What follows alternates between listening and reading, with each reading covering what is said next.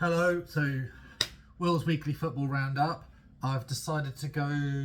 I sort of struggled for a topic for this week. So now, with the January transfer window potentially looming around the corner, what I'm going to do is I'm going to look through a few of the teams in the Premier League and look at maybe just trying to find one player that I think can strengthen the team to sort of reach its sort of goals. So this week, what I'm going to do is I've got the bottom 5 teams, the potential teams that could get relegated very easily. And I've tried to pick out one realistic-ish signing that each team could do to try and improve their luck. So I'm going to start from 20th, 19th, 18th, 17th, 16th. So we're going to have a look at Southampton, we're going to have a look at Wolves, we're going to have a look at Ipswich, we're going to have a look at Leicester, we're going to have a look at Everton.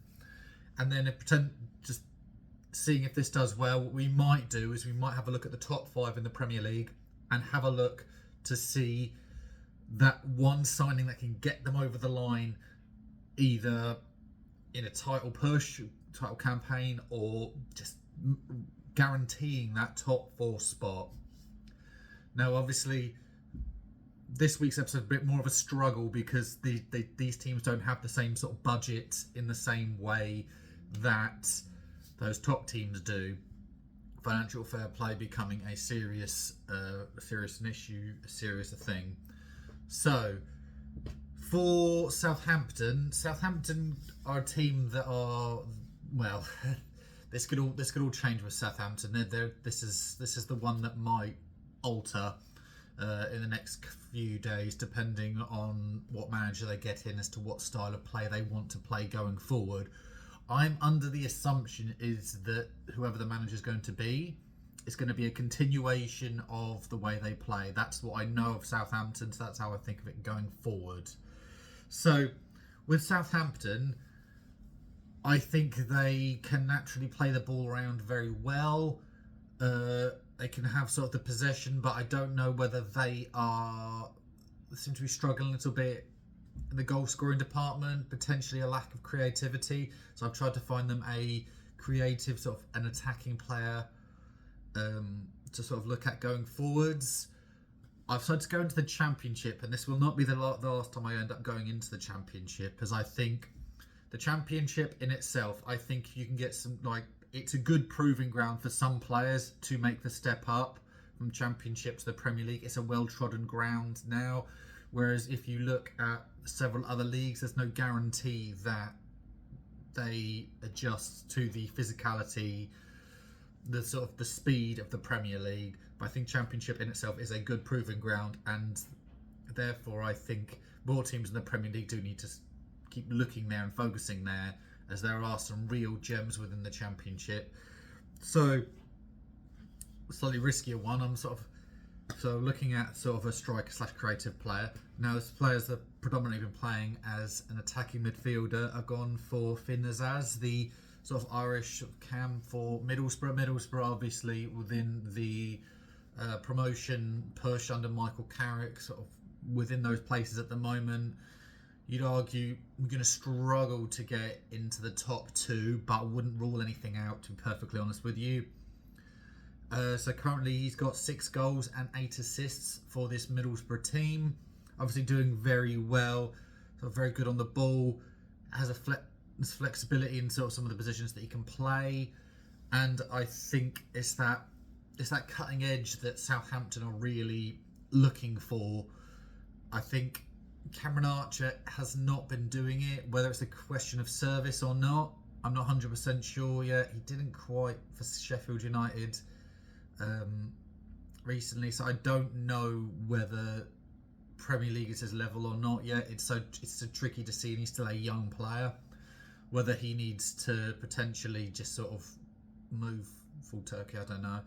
Adam Armstrong, he's not necessarily also been getting the goals as well. With him, I sort of think he's a Championship player. Sometimes you just get a player that just sort of, they're absolutely amazing at the Championship, but just can't quite do it in the Premier League. A good example, I think, would be Scott Sinclair, or not Scott Sinclair, Tom Ince is who I'm thinking of. Tom Ince is a very good example for this. So someone that did a lot of good for Derby County and Blackpool in the Championships, obviously a few years ago.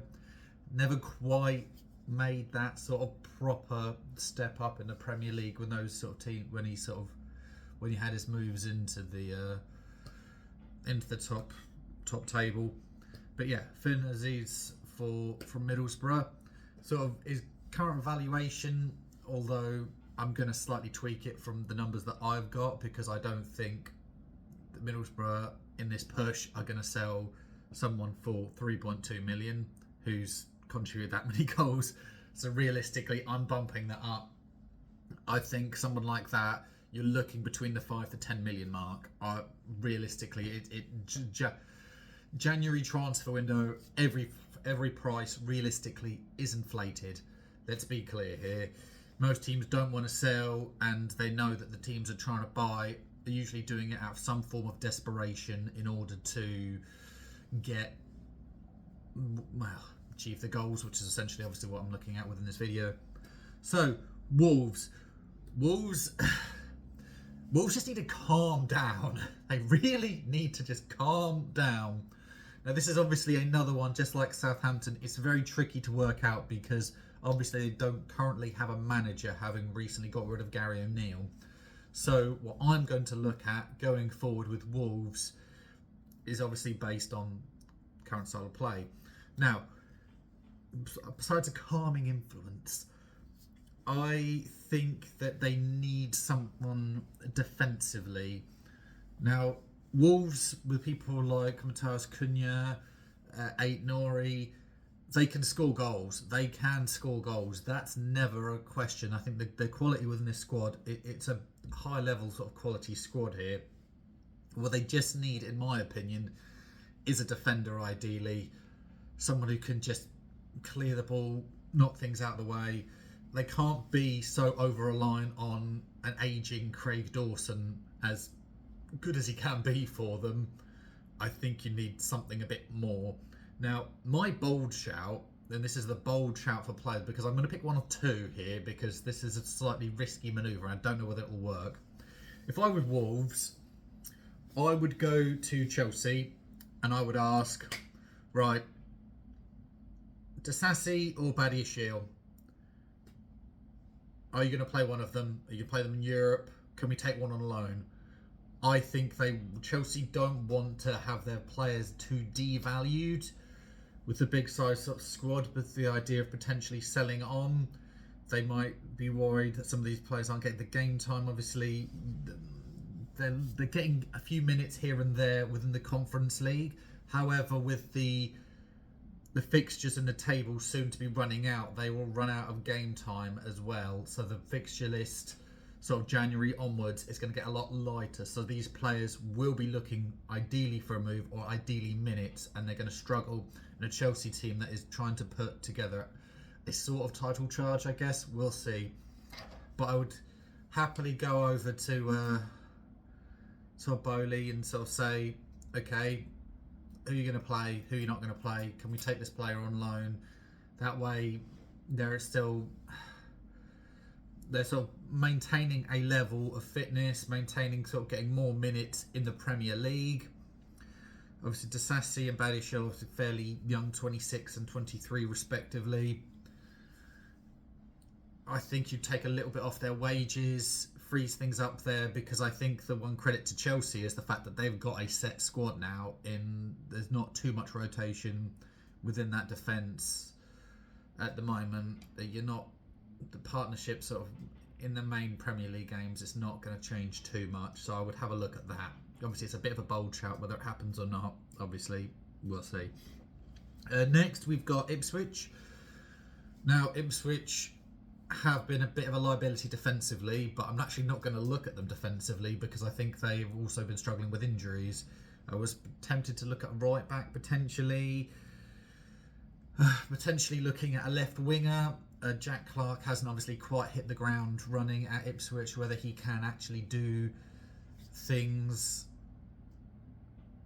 sort of within the Premier League as a player that obviously done so well in the Championship, potentially working better against Championship defences rather than sort of more tactically savvy Premier League defences. So this is going to be a risky one here. I'm going to go for a player that Ipswich Town have been linked with quite a lot recently, and one that they have scouted a lot recently. Now, this is going to sound a bit weird, but just bear with us, right? So one of the things with Ipswich is the fact that they can score goals, and they have been scoring goals. Liam Delap obviously doing a great job leading the line. However, I think some teams are starting to get wise to how he plays, and I think Ipswich need a plan B. Their backup options, George Hurst, unfortunately, is continuously injured. Al Hamadi doesn't necessarily seem quite up to scratch for Premier League football. We made a big jump to get into the Championship for Ipswich and scored a few goals for us in the previous season, but this is too big a jump. He's not quite there. So I'd be tempted to kind of loan him out, to be perfectly honest, and bring a bit of quality. So I'm also looking at Middlesbrough again. I know, I quite like them. Is Latela the striker for Middlesbrough? Now, he's currently got 8 goals and 2 assists. Last season, managing 16 goals and an assist for Middlesbrough. Currently, sort of, the ballpark figure I've got 6, but I honestly reckon a striker in the Championship that's doing well, you're looking between 10 to 15. I think that's a more realistic ambition. Sort of not too old, some flexibility in sort of positions that can play. Obviously, Ipswich have been trying to moving around some of the strikers and some of the forward players in order to try and get them into the squad. Obviously, Sammy Smodic was tried sort of behind the main striker and pushed into the left. I think having Latela gives you another option.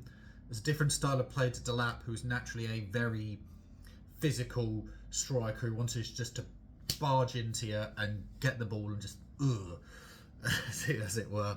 So it's a slightly different striker, slightly different player, something different for Premier League defences to think about, because they'll have researched and focused heavily on Delap.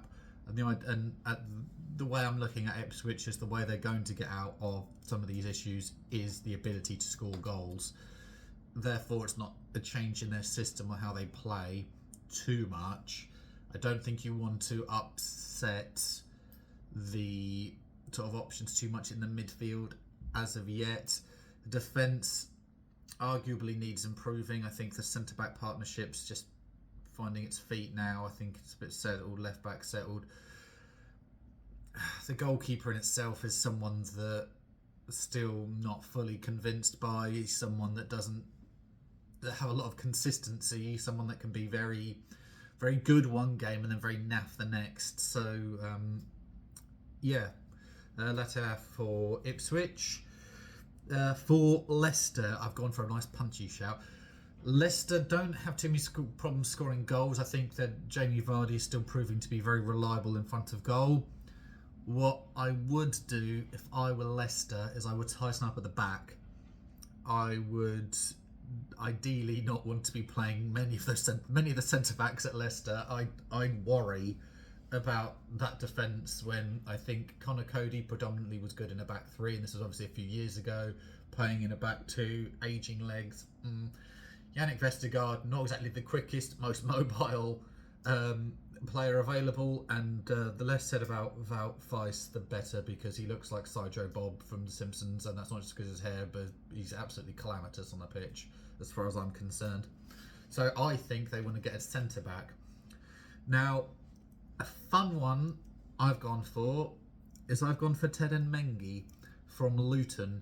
Now, we can argue whether he's had an amazing season or not at Luton. I think he's been pretty solid. Luton obviously have been struggling. He was obviously valued at sort of 10.5 million. I think Luton might want to look at potentially cashing in sooner rather than later to balance books. If they are not going bounce straight back up again, which they are not this season, they will need to learn to adjust that. He's a young centre-back, obviously 22 years old, ex-Man United, so comes from sort of good stock in that respect. Has some Premier League experience, obviously being so young, has the ability to sort of develop, and I think the idea of Van Nistelrooy being there and him being ex-Man United, I think sort of plays into it a little bit. We'll happily be looking for a move, and I think it's someone that sort of obviously was up for the fight at Luton, obviously go their way last year, but I think it could be quite a fun one. I think that there were at moments last season when he was a real standout player for Luton, and I think he could have another crack at it, and I think that could be a very punchy move. Leicester themselves, out of these teams around here, they're the ones that, at least in my head, I think sort of have a little bit more money. Now, obviously, it valued him around 10.5 million where I was looking. I think you might get him around that. I don't think it's too much more than that because of, I believe, what Luton might do to try and balance the books there. Yeah, give it a go. That could be a nice fun one there. Everton, this is going to be a bit of a boring option there. Everton can't score goals. Everton are very, very good defensively under Sean Dyche, and I think they've now got their settled back line now that Branthwaite is fully fit. Moving forward from that, they need someone who can score goals. They really do. Beto is an absolute liability and has the touch of a donkey. It's ridiculous. Calvert-Lewin, I'm getting tired of people saying, oh, but he's so good. He looks good in comparison to Beto. He does. He was really, really good under Ancelotti. How many seasons ago was that? That was the seasons when he was getting into the England squad. I wouldn't want him anywhere near the England squad now. He's not got the same sort of instincts there. But what you need for Sean Dyche is you need a big physical striker. And as of recently, one did become available, one with Premier League experience. If I were Everton, I would inquire about getting Evan Ferguson on loan. I think he's big, I think he's physical, I think he needs more minutes in the Premier League. This is ideal for Brighton. This would be ideal for Everton as another option. I'd have him starting over Dominic Calvert-Lewin, to be perfectly honest. A striker that's not consistently scoring goals. I'd give Evan Ferguson a shot because I don't think there's many other options otherwise. You've obviously got good delivery from people like Dwight McNeil. So strong, good in the air, obviously very good with his feet as well. I think this could be a smart, sensible decision from Everton, who needs to get goals, and that's going to cost them nothing considering the potential moves.